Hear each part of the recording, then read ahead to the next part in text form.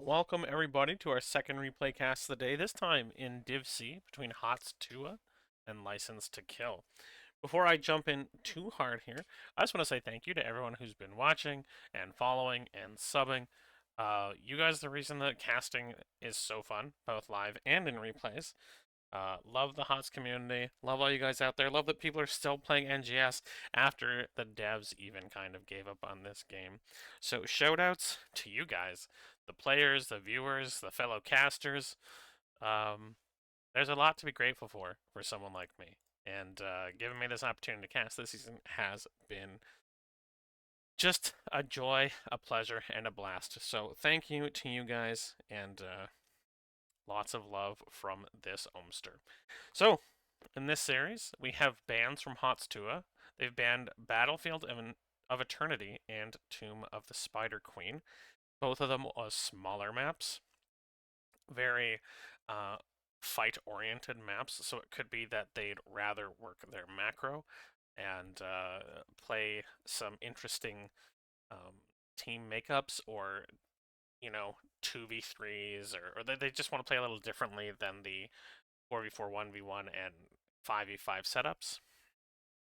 On the other side, License to Kill has banned Alterac Pass and Sky Temple, so two fairly large maps. Sky Temple gets banned a lot and not played very often. I'm getting the feeling it is not a favorite map for a lot of teams. So game one will be on Dragonshire. This is a map that requires a lot of kind of micro thinking, a lot of resource allocation consideration. You want to make sure you can take both shrines, have the ability to hold them while capturing the middle, and not lose people. There's a lot of ways to successfully play this. Rexar is very popular on this map. It's one of his two very strong maps where he can leave Misha on the point while he clears wave, forcing your opponent to decide whether they want to capture the point and lose experience or vice versa. Otherwise on this map, you'll often see sort of a 1-3-1. The 3-man will go and capture camps and look for ganks where you have a mage or goalkeeper in the bot lane, like a Chromie, like Linara with Vision. Zagara can work here. And in the top lane, you normally want someone who can win the point. So again, Rexar is a good choice, but things like Artanis can sometimes get played here too, or Thrall, or Sonya, because they can bully out other laners on the point. So there are a lot of different options for Dragonshire. So because this is a replay cast, we don't get to see the draft phase. So we will be popping into the game and then doing a quick draft analysis before we get to the action. So this is Div C series between HoTS Tuah and License to Kill, Season 19 of the Next Gaming Series. Let's pop into our game. So, on the side of HoTS Tuah, on the left in the blue, we have Garrosh, D.Va, Zarya, Valla, Lucio. So a very unusual draft. This is not what we would consider normal. Garrosh, Zarya, Lucio is very strong for Garrosh, and it lets Valla be a very strong hyper carry. Valla bubble speeds up Garrosh, Lucio speeds up Garrosh. Nobody can stop the War Chief of the Horde from grabbing and throwing people. Zarya can also give him unstoppable. He can give himself unstoppable at 4, so it can make it very difficult for people to get out of Garrosh's realm of influence. So that 4-man should be pretty deadly. D.Va is an interesting choice. Her wave clear is pretty bad, so she's not going to be dual laning very effectively. But on the point, she can just be really annoying for an opposing offlaner. Just able to bump and bop, able to kind of knock around something like a Gul'dan or a Zeratul when Zeratul trying to be invisible or Gul'dan trying to stand still to cast. So D.Va kind of sometimes describe her as like a discount Urel. She has a little more of a safety valve in being able to jump out of the mech, but she's very vulnerable outside the mech. So we'll have to see if Codename Zero has kind of a special playstyle on Diva. But all in all, an interest. I'm really curious to see how they play this. I think it's going to be very rotational based and then very much the Vala hyper carry. But curious to see how it plays out. On the other side, on the red side, we do have the team licensed to kill, and they've got Anduin, Muradin, Zeratul, Gul'dan, and Sonya. Zeratul is quite strong on this map, but again, he's quite a scaling character, like we heard this morning. So don't expect him to be crushing things right off the bat. But in the off lane, he can be annoying. He can push Diva back with the help of Sonya, who can be very aggressive in lane. So Zeratul could make Diva's life quite annoying. But the Zarya shields will also make it more difficult for Zeratul to pick one character and blow them up. So it's up to Jadik to kind of outplay that. Gul'dan is a great clear character. Sonya provides lots of aggression, and Muradin is good at these kind of long, sustained brawls that you do see on the points. So I do think that there's something interesting and clever about the draft of HoTS Tuah. And I have been assured by team members that these are barn burners of games. So I hope you're as excited as I am. I think this is an interesting and clever draft. However, I also think it will take more execution to play. This looks like the easier draft to me, like even disregarding the Zeratul. It looks like this is more straightforward and easy to play. This, on the other hand, if it goes the way they want it to, could lead to some really heavy snowballing where Vala just gets out of control and probably Q build or W build just starts blowing people up. Zeratul looks sideways at her, she presses W, he's at half health. So we'll see who gets the better ball rolling for their comp. But without further ado, let's get going into game number 1 between HoTS Tuah and Licensed to Kill. In the blue, we have Chicken Meow playing Garrosh, code name 0 on Diva, Cyanide plays Zarya, Memmius on Vala, and Vextha on Lucio. This is HoTS Tuah. And on the red side, we do have Licensed to Kill. Anduin, played by Ultimate Hook. Bowser King on Muradin. Jadik on Zeratul. Jep plays Gul'dan. And Jakuval, bringing the Sonya. So we see Body Check on Garrosh, not commonly picked. It does provide an opportunity for another slow. We've got the Full Metal Mech on Diva.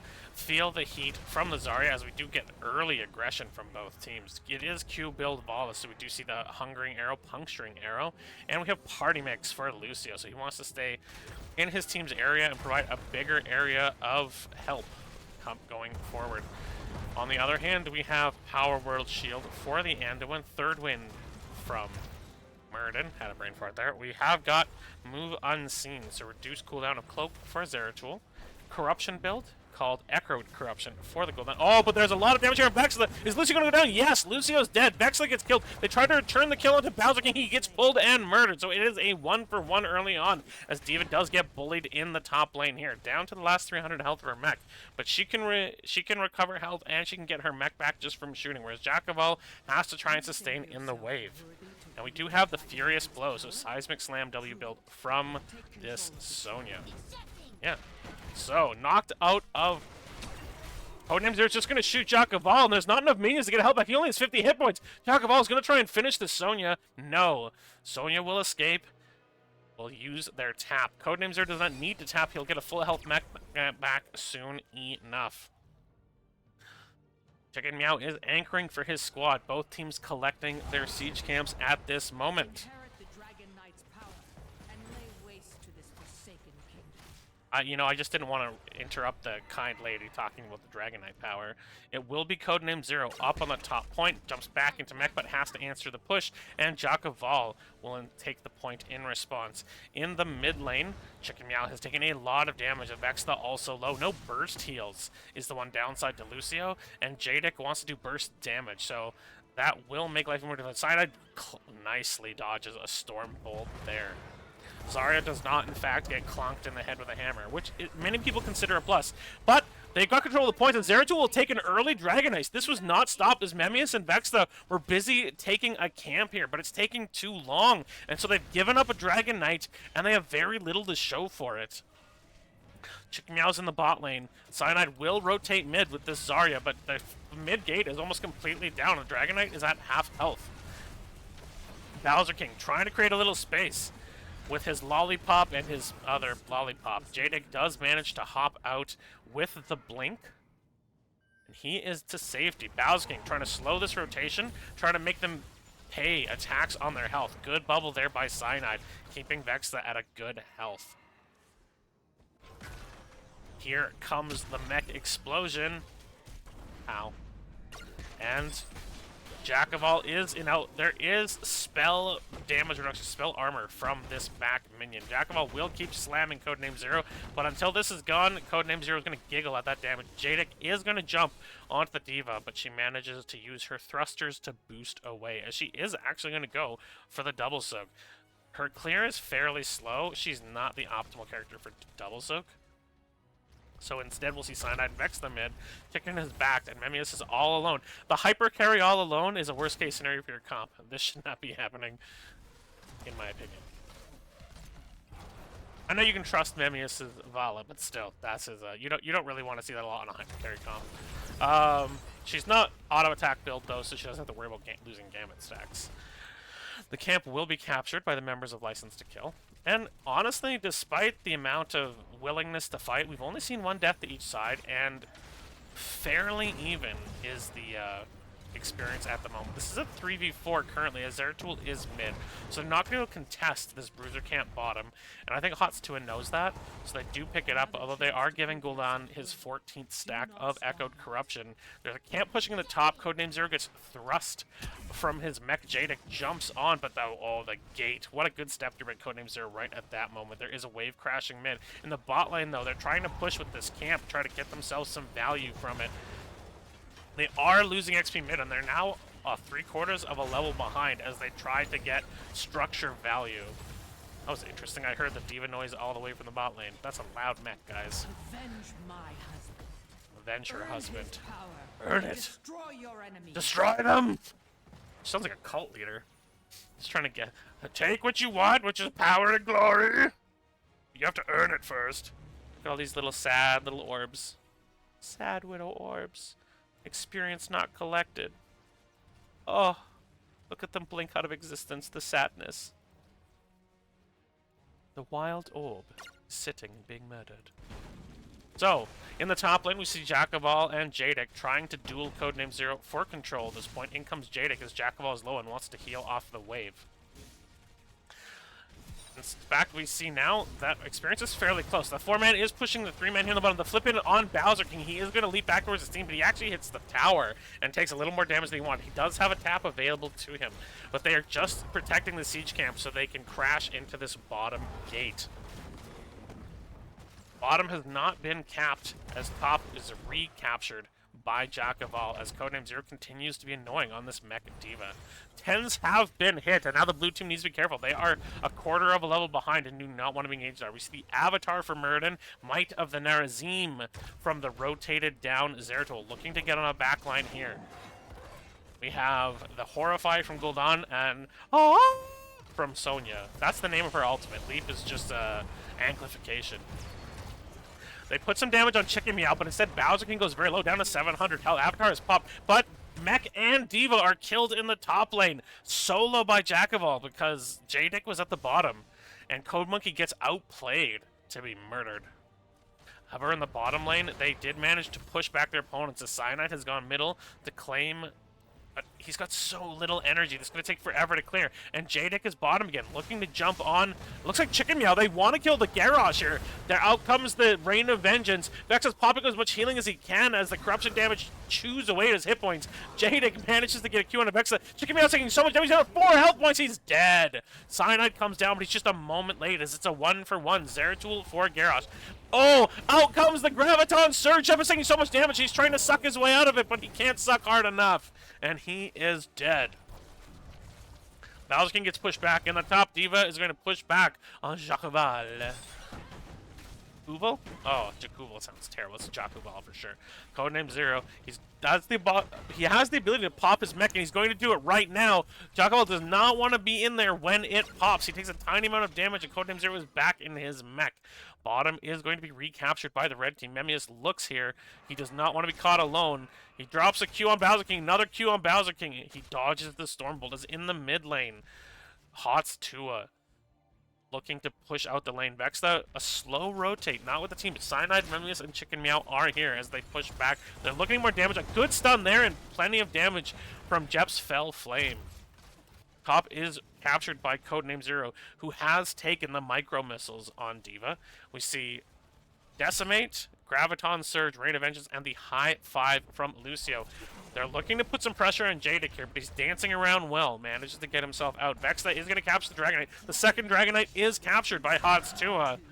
There are two bottom, but Ultimo Hook is rotating up. Out comes the Graviton Surge to prevent the clean back into this gate. And so now they're in a bad spot. Jadic still looking to get some free damage on the back, jumping around with that blink and the Might of the Nerazim repeat. Oh, a kick saves Bowser King's life as he had to pop the avatars. That Hungering Arrow at 29 stacks is starting to chunk. D.Va has come to the mid lane, rotates away from the vengeful Jakuval. We see Jadic come in on the back again. Oh, he manages to break the kick with a well-timed. Jakuval does come into the backline. Memmius trying to avoid getting blown up, but now it's Chicken Meow taking tons of damage. The Horrify, he will be collapsed on and murdered. They're trying to finish Jadic off in response, but he still has 100 hit points. Can Codename Zero get him in time? Here comes the Bowser King jump onto the backline. That's the end of Memmius. He is murdered. They could not kill Jadic. They could not kill Zeratul. They get baited into chasing a slippery target, and in return, they lose Memmius. And Codename Zero in baby form is getting smoked. The leap by Jakuval, the Q misses, but the W doesn't. And that's a 2 for nothing. A 3 for nothing for the members of License to Kill. And they definitely have earned their license. They passed the licensing test. Cyanide here trying to be a bother, but this is a 4v2. Even with Chicken Meow coming in, there is an opportunity. They cannot. He steps on the point, but now he's going to take a lot of damage for free. Cyanide doesn't currently have Shield Other up, but it will be coming up soon. Bowser getting decimated and slowed, but he's just walking away. Are they trying to bait them into another fight they don't want? As Zeratul pushes the mid lane in, and Sonya captures this hard camp. Bruiser camp. I know how English works. So they're going to capture their own siege as well here as Chicken Meow collects the experience. Mid lane Codename Zero will be taking a camp here. And again, not something that D.Va isn't particularly quick at. She's capable of doing it, but she's not quick at it. Jadic looking for opportunities to pick people off on the rotate. As the hard camp, the Bruiser camp comes up to this top lane that has no gate, and it will be immediately pressing onto the top fort. We've got the 4-man here with the Vala Hyper Carry looking to get even more stacks. Party mix is complete for Lucio. And it just seems like the Wombo opportunities, I would think if you were going Graviton Surge, you might want Taunt. So, Decimate, Taunt, whoa, I didn't need that, thank you though. Decimate, Taunt, maybe not as much Wombo potential. There's Jadic on the backline. Chunks Memmius hard, and Vexta is going to have to drop his E. And here comes a Light Bomb engage on the murder. They're going to go for the Hyper Carry again. That's so much damage! The Echoed Corruption crushing Memmius, but a great high five there from Memmius. Chicken Meow is on the backline, but it is a 4v4, and Chicken Meow is totally split off. Vexta cannot get to his tank. And Chicken Meow just running. But there's the stun. The Stormbolt gets to him. Vexta drops the high five. A good shield onto Chicken Meow. He's still alive. Codename Zero has come down, and now the backline is looking like it's in danger for the members of License to Kill. Codename Zero takes so much damage on the mech. Jadic does pop onto the point. He's back out. Is looking to waste resources. Taking so much time. There's a pull from Anduin. Sonya was dealing with the hard camp here, the Bruiser, but she is going to capture the top beacon as Codename Zero rotates back towards that location. 44 in the bot lane. The Indomitable is popped. And another high five. Jadic just popping damage on the Chicken Meow. The Corruption is doing so much damage to this Garrosh. Here comes the Slurp. Both tanks go down at the same time. Oh, the Dwarf and the Orc so hateful towards each other that they had to murder each other. Mutually assured destruction in the hands of Dwarves and Orcs. It doesn't work in Fantasyland either, boys. So, the mech gets popped by Jakuval, which does give his team experience. They, in fact, have a full level lead at this point. Oh, the Graviton Surge comes out. Jap is going to take a lot of damage. The Unstoppable is onto Cyanide. There's the root. Jap is killed! And the advantage of the bot lane now goes hard to HoTS Tuah. They're going to push this bottom four. Jadic is here, looking for opportunities to catch Vexta and Memmius unaware. feels like he's not going to be able to do so. So he's going to rotate towards mid. Once again, the mech is destroyed for Codename Zero, so he has no way of contesting this top point. He took pew pew pew and in for the kill. So he won't have the abilities that let him dodge when he's in baby mode. Mid is pushed in, and again, there's a big experience lead here for the members. As Jadic on full invisible. Oh, Memmius went to shoot the thing, but actually shot Jadic instead. So he is found out, as Memmius had actually tried to Q the Giants. Just a very lucky Q there. Both are captured now for the members, but it is only in the short term. Jadic paying attention here. Garrosh had gone top, and D.Va in baby mode is here. It's all 5 in the mid. She can call her mech when she wants, and she wants to right now. They're going to invade on the Giants of their opponents. Jeppa almost walks into that and goes, maybe not. Gul'dan may be aggressive, but he is not stupid. Bowser King does get thrown in and flip. He pops the Avatar immediately and jumps out. The fear comes out defensively, which prevents Bowser King, but it may have been a waste of resources. Cyanide is stopping the cap mid, as Sonya did get top. Memmius is alone bottom, capturing that, as there is a 4-man mid, looking to see who they can capture. Jadic jumping onto Vextha, taking a lot of damage, does not have much mana left. Chicken Meow's trying to get them. Here comes the light bomb. They're trying to turn this right now. Vextha takes damage, but a great shield. There comes the leap onto 2. Chicken Meow's taking a lot of damage, and so is Cyanide, but a great high five comes out here. The Rain of Vengeance is dropped. Chocoball is getting low, as well as Chicken Meow. Out comes the explosion, the mech explosion, and Sonya is killed by the Lucio of all people. Jadic is pushed back, but while this has been happening, a curvature of minions, yes, that's the correct name for a group of them in a semicircle, a curvature of minions has pushed the top fort to half. Cyanide was chasing, but took a lot of damage, and now has to be careful he doesn't get turned on by Bowser King. There's not a good sidestep there. Avoids the Storm Bolts.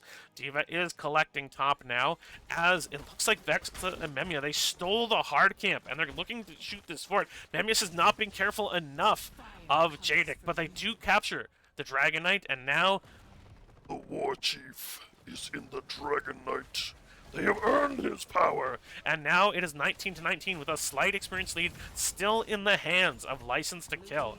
Bowser King is knocked back, and he's also hit. He gets pulled up by the Anduin and pops his Avatar to keep himself up. Vex is taking so much damage! So much damage!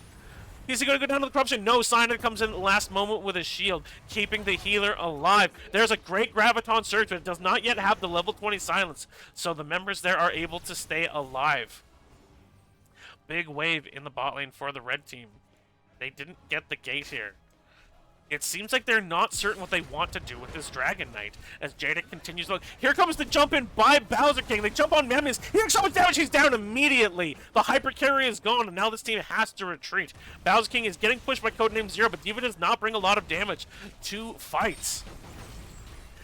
The mech is taking a ton of damage. The shield does come up from Cyanide, but Codename Zero's mech will go down. A great fear there. It doesn't drive anyone back, but that is a blow-up of D.Va as well. Dragon Knight, Garrosh is not able to provide peel for his team while he's in this monstrous vehicle. He will get the speed bubble to let him go back, but now it is strong advantage to License to Kill, as they have hit 20. We see Censure on Anduin Rewind for Muradin. The Might to the Nerazim, Twilight Falls.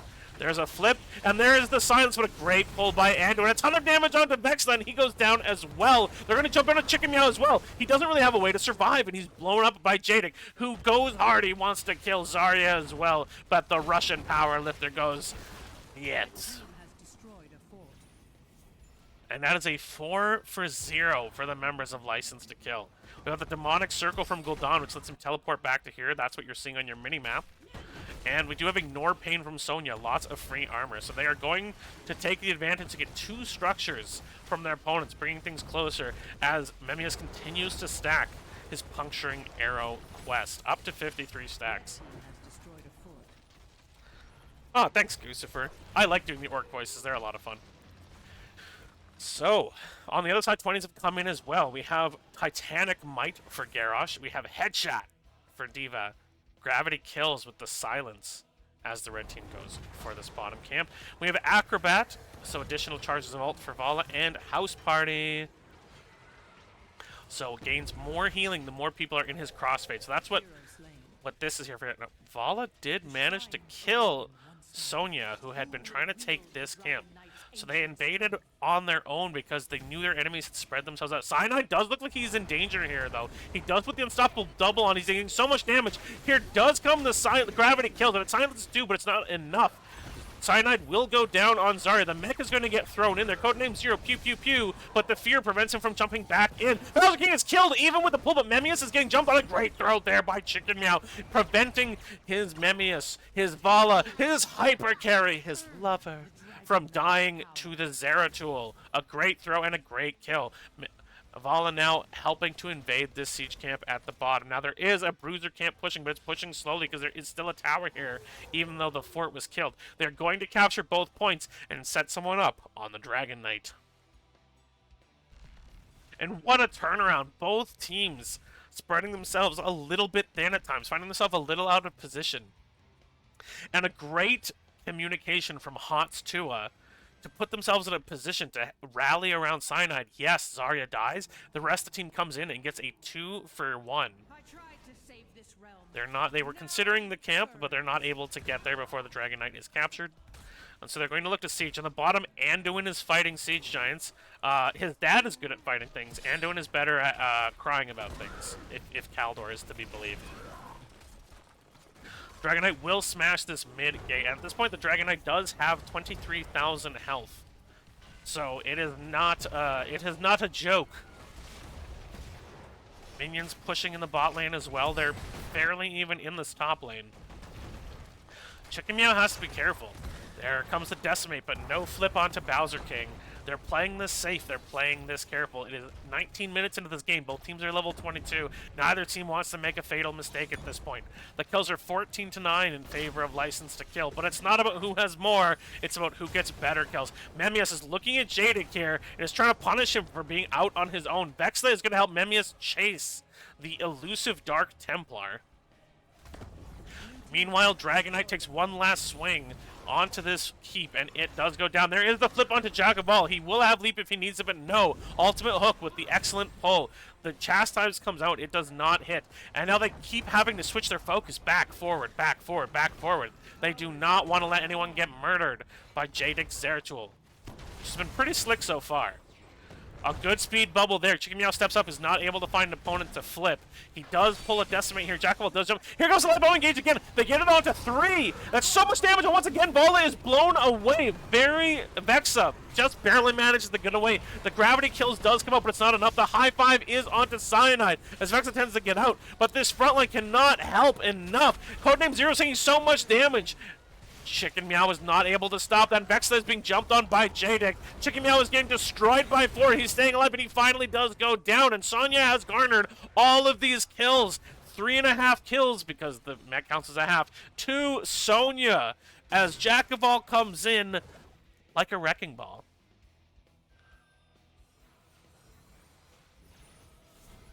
So there's only 2 members left to defend at this point, and they're not exactly top-notch defenders. The Siege Giants will be stolen. There's not much else on the map to steal, but they are going to siege up onto this bottom keep. They've lost their mid keep, so looking to get a bit of an even here. Vexla will push them back, but a big stun there from the Storm Bolt. A good unstoppable bubble from Cyanide, letting his healer get away. And this is one of the downsides to this Lucio. The healing is so small, but here comes another light bomb engage. They're loving this, and they get so much damage on Vexa, blown away immediately by the corruption. Gravity kills is out, but Memmius is not able to have the peel to live, and they both get blown away instantaneously from that light bomb engage. And Bowser King and Ultimate Hook have obviously practiced this. They are doing fantastically, as the dwarf loves his alliance buddy. Chicken Meow is in the back line. Codename Zero is also trying to provide some disruption, just trying to stop them from ending. But with these staggered kills, they're giving their opponents the end of this game. The bubble's onto Codename, but Bowser King is just focusing core. Jap in the back line, also looking to drop the Siege Giants.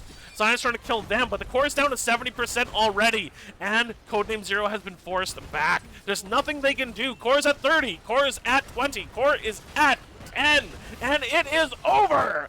Game 1 goes to License to Kill.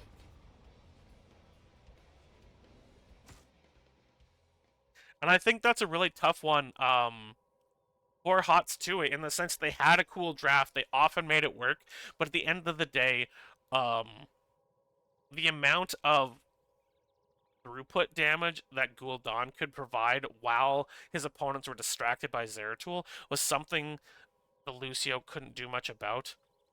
And, excuse me, the Sonya, the Light Bomb engage was basically Leap 2.0.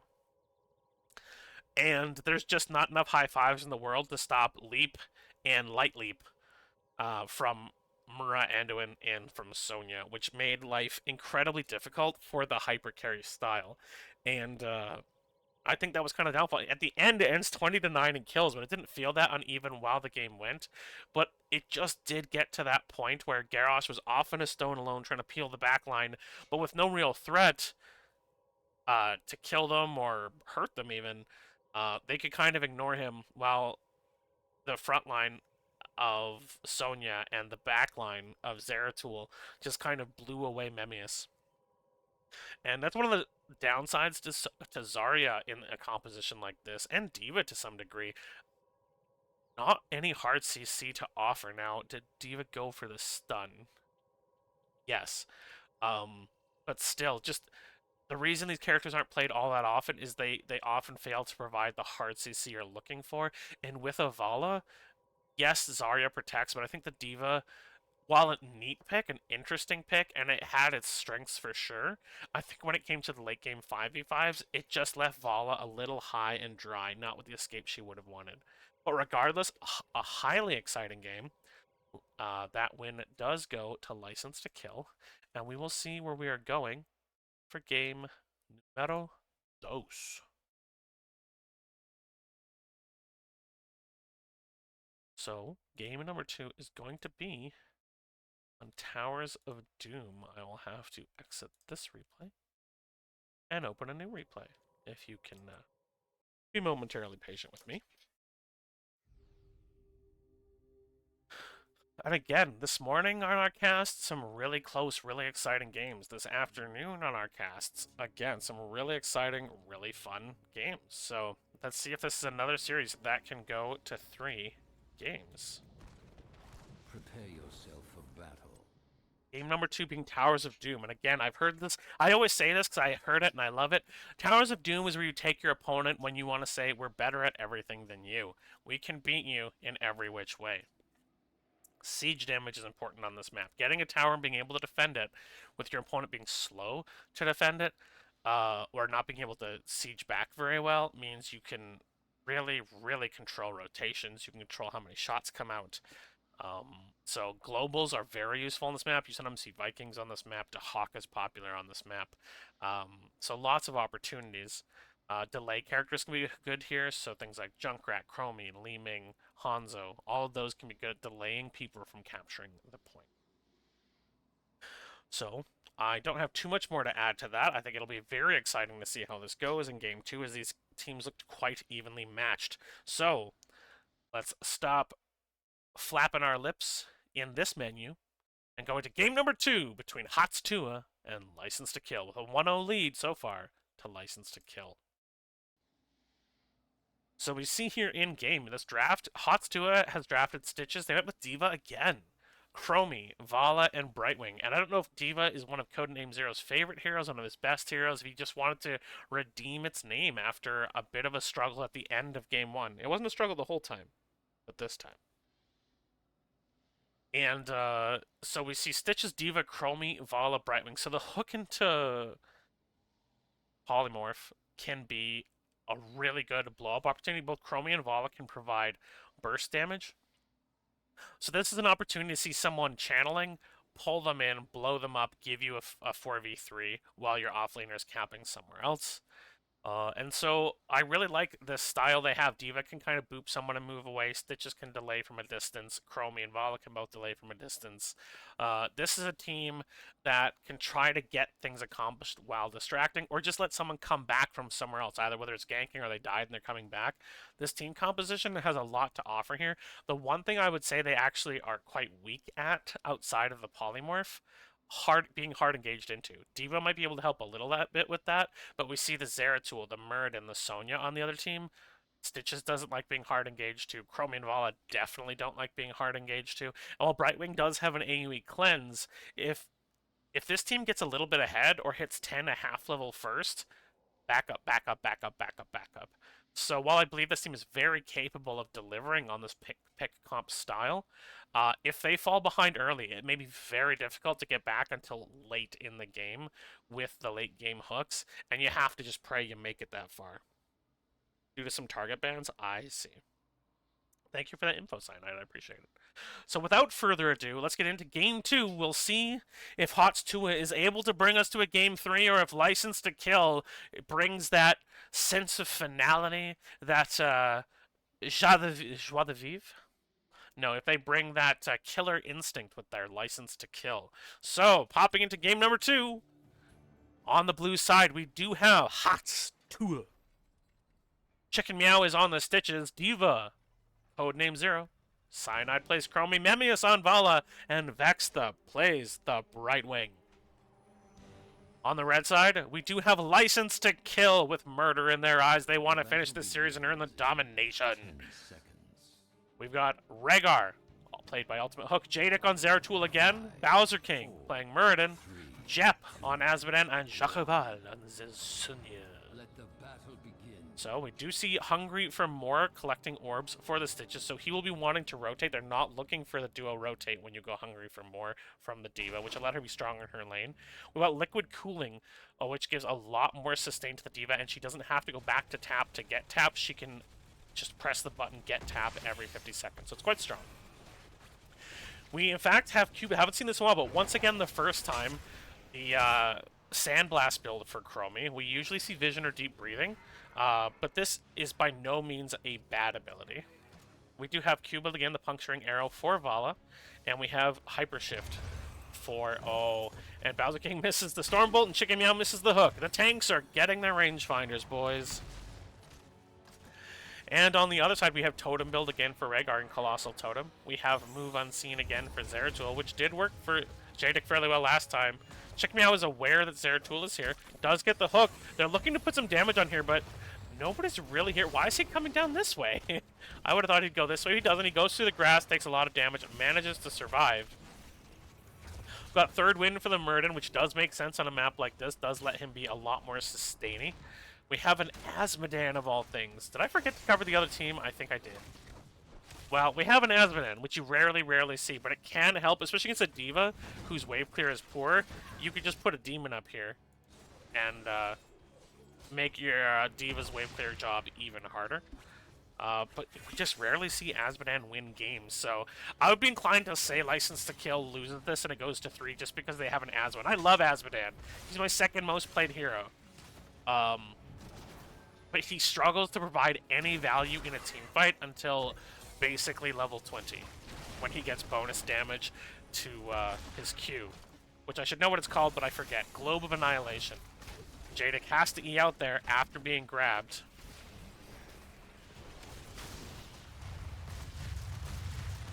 Lots of Chromie damage there. A great big Q from Jep hits 4, giving him a lot of stacks very quickly.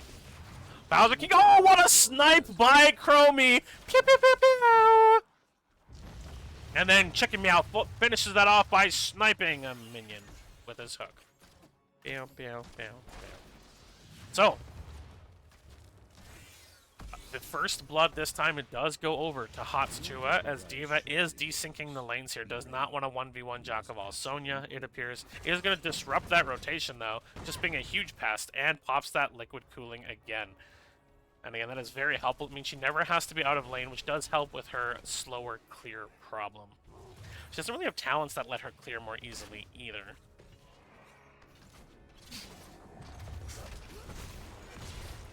So we are going to see both teams rotate towards the towers that give us the shots. We have the Raven Lord and the Gravekeeper. The most fun should be here. Bowser King's taking a chunk of damage, and Memmius is getting good stacks here. He's already at 11. Both sides will get a shot as both Diva and Sonya are popping in. Bowser King is at 100 health, and he does go down to, I think that was an auto from Brightwing. Jacobal is popping onto codename 0, but Vexta is coming in with the heal. Jacobal is forced back. They're trying to collect this as Memmius is there, but Jep is being pushed back and he is completely out of mana as is ultimate hook. So they're going to give this altar. The explosion is going to come out, but it doesn't manage to hit anyone. It just puts a little bit of damage on this front gate as we are still in the early game. Both teams did collect their pumpkins, but it doesn't look like either gate was damaged by them, so they both managed to clear them effectively. Cyanide insisting he plays Chromie just to hit one Murd, and oh, I'm just kidding. It was a good snipe, my friend.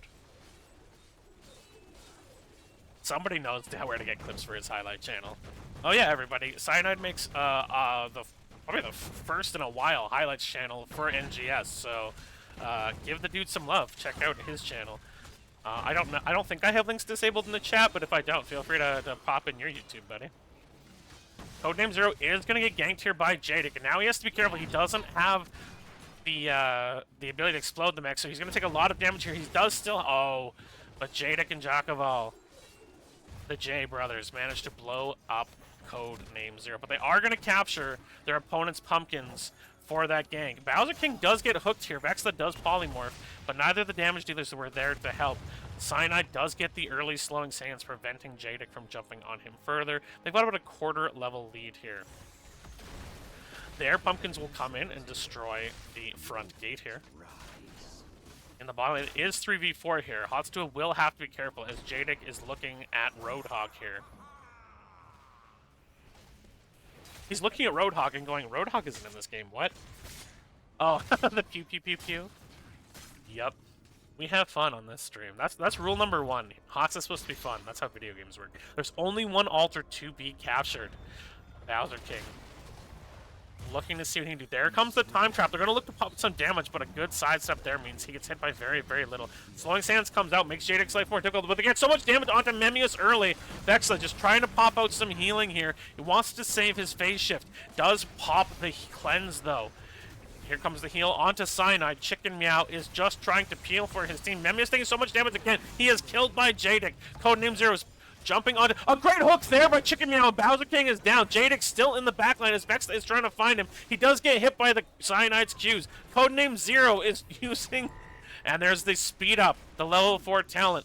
Chromie finally kills Jadic's... Oh, a hook attempt there. Codename Zero pops back into his mech. Here comes the delay from Jep, but it will finally go over, and it will now be an 8-point lead for the members of HoTS as they are about to hit level 10.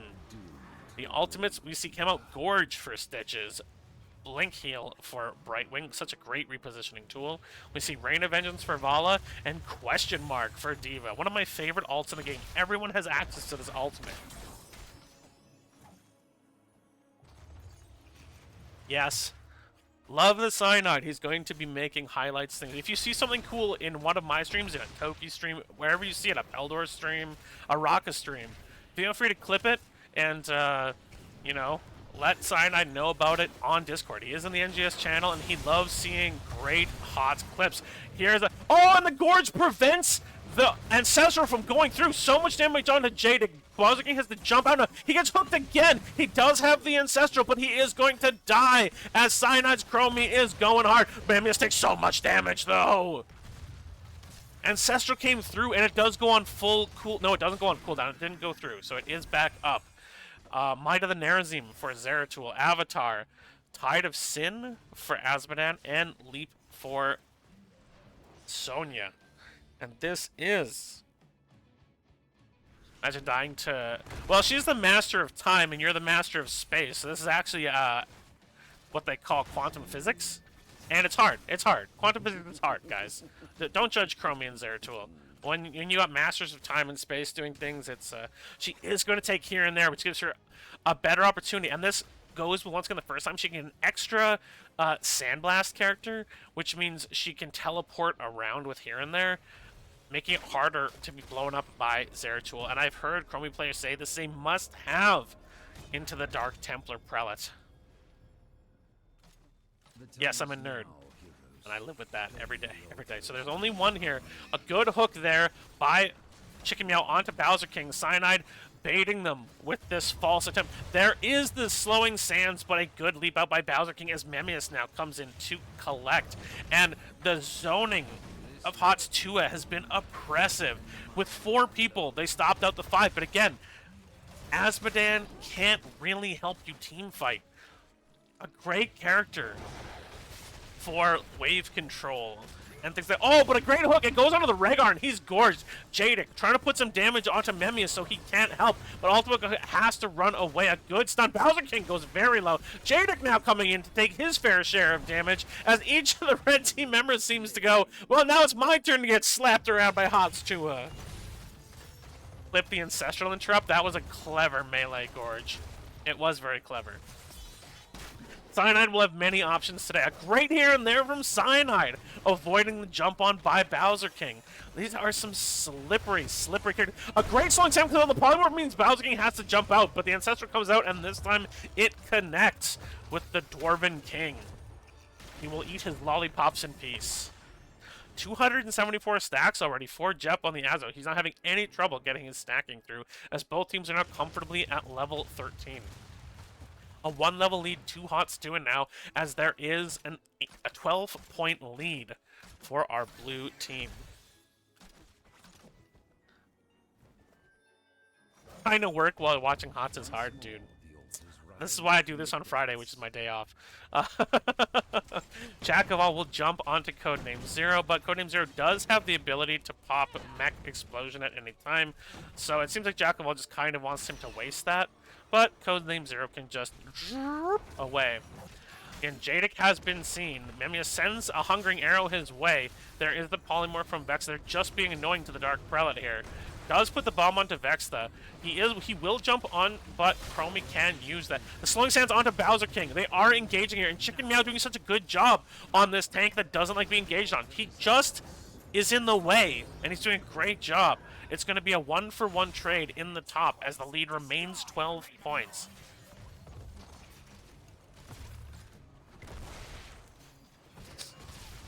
There comes the lead from Bowser King. A great blink out there by Vex. That means Memmius, in fact, takes the Storm Bolt. Memmius taking a lot of damage. The leap there by Jackable, and Memmius is deleted. Chicken Meow does gorge the Sonya, but he's all alone now in the bottom, and now he is in a struggle to survive. Vex will come down, but gets stunned and murdered! Oh, Chicken Meow, you were a bait for your dear Fruit Fly. This was a 5-on-4, and so they lose 2 heroes to give half of that level advantage back. Chicken Meow steals a pumpkin. This my pumpkin. I hungry. Stitches like to eat, and also Halloween. Codename Zero is going to push hard while this is happening in the bot lane, as the members of License to Kill are going to want to put some damage between these pumpkins and their siege heroes onto the gate and maybe even the fort of HoTS Tuah. They've been behind for a chunk of the game now. They're looking to put it back in their control. 16s will come out for the members of HoTS Tuah while this is happening. A good hook onto Jep here, as it has a fairly large hitbox. But he manages to scuttle away like the world's ugliest, most be-nipple-ringed crab. Here comes the Mech Explosion. It won't hit anybody. Jadik patiently waiting in the backline to see if he can jump on Cyanide, Vexta, or Memmius. They're chasing down Bowser King. He does have to pop Azure. He's seeing so much damage. Cyanide does get jumped on by Jadik now. He's landed on a good stun there by Memmius with the Rain of Vengeance. Bowser King was hooked and good. Out comes the Ancestral, and it's good, but it heals so little with Avatar pop. The Unstoppable does come out the cleanse. Bowser King takes so much damage from Hungering Arrow, but he gets out with 100 hit points. He will be healing. He will back. But so he won't rely on the third wind healing to get him back into this fight. Jadik takes so much damage from the Chromie Qs. Vexta is catching, but that is it. Memmius' Hungering Arrow and auto attack combo blows away the Dark Templar and Taro Tassadar. Pumpkins will be stolen in return. We've got a color swap, a palette swap on these 2 camps here, guys. There is minions pushing into the top lane as, again, Diva's not the strongest dual Sokro in the world, but she will protect her top fort here as the bottom lane will be sieged. Memmius takes about half his health from a Tide of Sin Globe of Annihilation out of Jep's Azmodan, but the sustain heal from Vexta means it isn't that dangerous. Stitches is back and is taking the tunnel to come back through. Sonya, with a 6th sense, seems to get away from that. Codename Zero is just firing down the wall here as Jack of All comes back in. Hughes the minion is slamming on Codename Zero, but Diva goes, I got a mech. It's fine. This is This is fine, like the dog sitting in the fires. Vexta all alone on the bottom, just pushing out these minions. Out comes a big Tide of Sin Globe of Annihilation that hits almost no minions and does not hit Vexta. But he is fully stacked, so once he hits 20, he is going to do a lot more damage with those Globes of Annihilation. It's just easier to say dunks, let's be honest. We are finished with Sandblast quest for Chromie once again the first time. Jadic puts a little bit of damage down, ease out, but the slowing sands are going to come out and make his life a little more difficult. He has to use the Might of the Nerazine Blink to get out. The slowing sands upgrade is finished, unraveling for Chromie. There is the stun onto Chicken Meow. They're going to jump out. Out comes the leap onto Chicken Meow. He's taking a lot of damage, but he's also healing very quickly. He's down to about a third of his health. Vexta takes it down to 60 hit points. And Bowser King will leap onto Chicken Meow and blow him away. Looking for Vexta, the Tide of Sin Q comes out. The Slowing Sands is here. A lot of damage goes down to Jack of All. And the Ancestral comes out on Bowser King. That may have been a slight misclick. But Jack of All will rotate up to grab the altar there, and the blue team is rotating towards the bottom, but they're still missing their tank for 33 more seconds as Codename Zero continues to just push hard in this top lane. So with these two captures, this will tie the game up. It will be 16-16 with a half-level lead for the members of HoTS Tuah. Invis Shimmer, yeah, you just have to constantly watch for the Zeratul to come in and blow up. You got to keep your eyes in front of you and behind you. It's like playing tank. LOL. Bowser King is going to take a lot of damage here. He's pulling with the Hungering Arrow, finishes off Bowser King, and now both teams are missing the tank, but it's going to be 50 more seconds for License to Kill while Stitches is returning right now.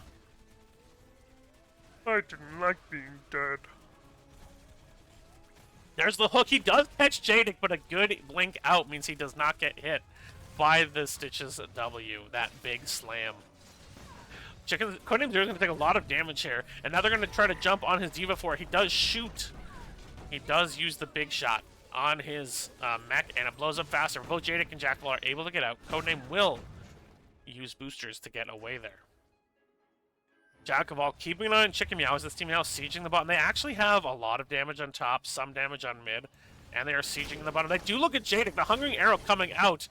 They have hit 20, so Memmius is just EQ, EQ. Vault Hungering Arrow, Vault Hungering Arrow, Vault Hungering Arrow. I can hit this buttons all day. Vexta very low after that Tide of Sin Globe of Annihilation. If he had been 20, he probably would have died. So we see Master Hooker, Timing Attack, Unraveling, Acrobat, and Fairy Protector. But 20s will be coming out soon for the members of License to Kill as well. And this is where this game is going to start getting tight. Vexta at about 2/3 health. Here comes the jump from Bowser King. He doesn't have the light bomb this time, but there's so much damage. Jaded follows up, and they kill Vexta. So much damage out on Memmius right now. He doesn't have an opportunity to heal. Chicken Meow will also get blown away as 20s come in for the members of License to Kill. We're going to see the Farseer's Blessing from Rhaegar, the Twilight Falls from Zeratul, Rewind from Muradin. We do see Pride. A level 20 upgrade for Jeps, Asmodant, and Ignore Pain from Sonya. Now the top will go down. So the constant pushing of Codename Zero, and he's going to look to take mid as well, as the bottom does go over to his team, and they will steal the pumpkins away, as they went from being down 12 points to being ahead 4 points. Codename Zero continues to tickle away at the structure. Diddly diddly diddly did, ba-da-da, diddly diddly did, diddly diddly did, ba-da-da, diddly diddly did. And it does go down to minions, but Codename Zero will now die to the 5-man. But his tickle attacks were enough. Apparently, the Gravekeeper does not like tickling. Memmius and Cyanide are going to try and take their fort back, and it shouldn't take them very long, but in response, the members of License Kill will take this middle fort from the Raven Lord. Red team has destroyed a fort. So, it is not quite even again, but it's close, as the red team will come again back to reclaim their mid fort. And once they do, things will be even in a structural basis. Decent size wave bot, but neither team is going to be fighting for experience as much anymore. They don't need the experience. What they need now are team fight wins. D.Va will be back up in 20 seconds, but they need to be careful. They are not safe here. A great blink heal there to dodge the Stormbolt. Cyanide gets stunned. A huge Q from Azmodan. Vex that takes a lot of damage, and Chromie is straight up killed. Ultimate Hook does get Gorz. He will get caught out and killed. It's a 1-for-1. And there's another hook. It is onto J-Dick. D.Va will be back in 1 second. If she comes in from the tunnel, she could help win a fight, or she might get murderized. It's anyone's game at this point. There are 2 altars. Brightwing gets killed by J-Dick. Jack of all capturing this middle altar as Vala is trying to come in, but she's going to get caught by J-Dick and killed. Memmius takes so much damage. Oh, but she manages to kill Zeratul while she does. Some great dancing there from the Demon Hunter. Chicken Meow just trying to stay alive against Bowser King, Jep, and Jacoval. The damage dealers are dead, but the rest of their team is there, and they blow away Stitches. And Codename Zero, no more tickle attacks for him. He brought his gun this time. They're going to get the middle. They're going to get the bottom, but they don't want to yet. They only have 3 shots per. They'd like to have 4 shots per. So Asmo is going top. He's going to push with this wave. Sonya is going to collect this. Is interrupted by the big shot. I was considering trying to do. Oh, the Jagaball takes the deep breath. He takes the Dragon's Breath from Cyanide and is sniped off as they split too hard like they did last game. Jep is getting the top tower, but now Bowser King is alone against 3. Ultimate Hook is coming down to battle with Vextha. He's going to bite the Fruit Fly's butt. Codename Zero and Bowser King are playing tickle fight. Everyone is just tickle fight, and Vala will be coming back. Bowser King thinks he's safe. Jada comes in as well. He's going to blow up Memmius again. Takes so much damage, but managed to vault out of that huge Tide of Annihilation, and he lives with just under 300 hit points. J-Dick is getting interrupted here by Codename Zero. Vextha and Ultimate Hook are still in the bot lane, messing with each other. Memmius will come in to help his healer. Ultimate Hook has decided he doesn't want to play this game anymore. J-Dick will come down. Sonya's dead for 10 more seconds. There's the kill with the Ultimate Hook. 63 on the puncturing air now. Ultimate Hook is taking so much damage, he's going to get blown up and he's dead. That will be a capture there. Oh, but Blue also captured that middle one. Oh, and he misses the Storm. J-Dick's taking so much damage, he has to use the rewind. He's trying to get out, but Codename Zero is going to chase him down. The mech keeps him safe for now. Bowser King managed to jump out. Vexa takes half her health and damage from that Globe of Annihilation, Tide of Sin. And now, once again, there's going to be a lead for the members of HoTS 2. This game is swinging back and forth like a pendulum. Who knows who will win? Probably the people who played last night, but other than them, hella no one, son. Bottom will go over to the members of HoTS 2, and I hope I'm not going to need my voice tonight, because after 2 casts, my voice is dying, and I've got a 3rd one yet to go in Div B. This crescent of minions is blowing away the top fort, so it will remain an even number of structures for each team. It's another 21-minute game. These teams are so equally matched. It is beautiful to watch. Now, it looks like HoTS 2 have decided they're going to try and hold on to the bottom fort this time. There's more benefit to having it because they can steal pumpkins and try to usher them in while their opponents only have 8 points on their core. Out comes a big Globe of Annihilation. Does kill all the minions, but the pumpkins are still alive. The pressure is coming out from the Chromie and Vala damage. Jada comes in and spins, takes a fair amount of damage onto Bowser King as they're trying to hit the Dark Templar. He is going to hit rewind and jump in. Vextha is stunned, but the Rain of Vengeance comes back. Out comes the Farseer's Blessing. Jack of all is Gorz. They're going to try and attack the Sonya. She takes a lot of damage, but she leaps out to keep herself alive. The Slowing Sands is here. A big Tide of Annihilation does hit Vextha, but Jack of all goes very low. Hits the Ignore Pain to stay alive. Jadic has the backup, takes so much damage, but the pumpkins did not go through. Oh! Another snipe by Chromie as Azmodan's fat chonker gets blown away as his nipple rings go spraying in every direction. A lot of damage there on the polymorph to Jack of all. Bowser King getting slowed down. Here comes the Slowing Sounds. He has to leap over them as Cyanide is in the top, reclaiming their tower, reclaiming their honor. The time is now, heroes. Memmius Claim the altar. falling back to claim this shrine, as the red team has to come through mid to try and deny it, but they're deciding to give it up. They're still down Asmodan for 35 seconds. They give up 4 shots. They are now susceptible to being killed by Boss. A great time trap substitute, a great hook on a Jogval. He has to try and get through the slows of the slowing sands, but he doesn't. Cyanide blows them away. Night Barbarian, sleep tight. You are dead ski. As the Sandblast sandbag the poor Barb. Sandblast sandbag the Sonya. There we go, alliteration, guys. Don't you all love alliteration? Nice W from Chromie. He's been hitting stuff left and right. It's almost like Cyanide knows what he's doing, but no one tell him that. There's a big stun, though, and Memmius will get blown up, and Codename will lose his mech. They're fighting on the point here. The time trap comes out, but they're going to be killed. There's the Gorge from Chicken Meow. Ultimate Hook is taking so much damage. Zeratul goes down to the Chromie. Vexla jumps on to Chromie as well. Valsking has to get on this point. Vex is taking so much damage. A good blink heal there, but out comes the Farseer's Blessing. The Cleanse comes out from Vexla, but he has to leave. Cyanide is backing up. Chicken Meow is taking so much damage.